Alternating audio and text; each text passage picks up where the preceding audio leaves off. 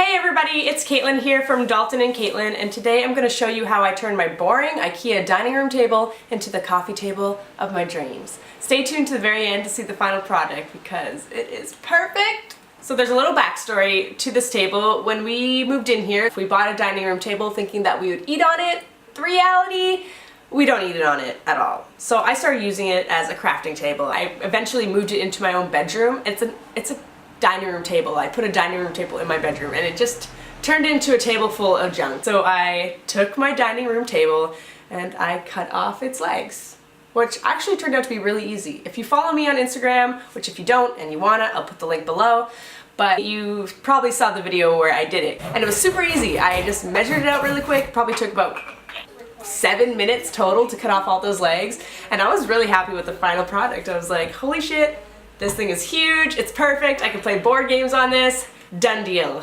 But I hated the color, it was gross, and it was chunky. The legs were too thick, the sides were too thick, it felt like a big block in the middle of our already small apartment. A girl's gotta do what a girl's gotta do, and she gotta DIY that until she's happy. So here we are, starting my journey on the perfect coffee table. God, where do I even start? Because this is a wild ride. I thought it would be easy. I thought it'd be done in maybe 2 days, which turned into like a week and a half and a lot of frustration, but I persevered. The very first thing that I had to do was I had to get rid of this varnish that was on top. It was like a gross honey nut color, so I went to the hardware store and I found this really great eco-friendly varnish stripper. It was the first time I was ever going to be using any of these products. I was like, perfect, and it's eco-friendly, good to go. Brought it home, put on a nice thick layer like it told me to do with my paintbrush, and I left it on for the desired amount of time, and then when I went to test it, it didn't work out so well. Actually, it worked fine on the sides of the tables, but on the top it wasn't budging. So I left it on for double the amount of time that it suggested, and still nothing. Which is very frustrating when you just want to do a project and get it done. I was like, do you know what, maybe since it's eco-friendly, maybe it's not the strongest. So I went back to the hardware store. I got the mean stuff, the chemical, hard-hitting stuff. It was scary when I opened it. I actually felt a little bit splash on my arm, and it was like poison. It was deteriorating my skin. I had to run to the bathroom as fast as I can and wash like my entire body. So it was scary, especially for a girl who doesn't really have good gloves or any protection whatsoever. So I decided just to do a small test patch, tried it out, let it sit for the time it told me to, and I tested it, and it worked a little bit better, which is nice. Okay, that's okay. So I left it for the double amount of time, because apparently these times don't mean anything.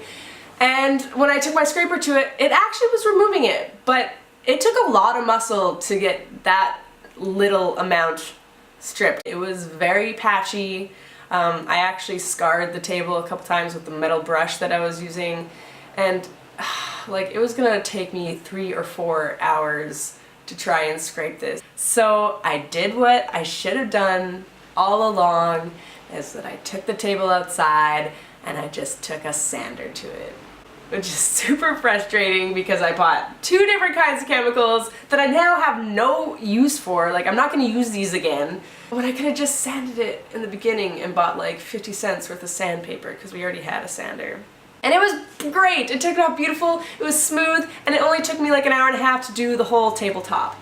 Yes, thank God, because I was ready to give up. So I brought the table back into my house, I put it on my deck, and it was time to stain. I was so excited.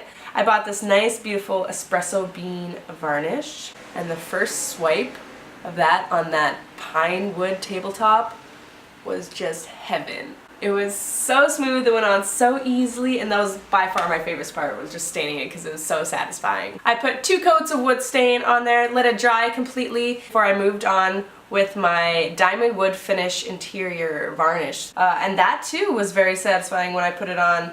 It made everything so glossy and so nice. And again, I put 2 layers of that on as well just to ensure a nice even coat.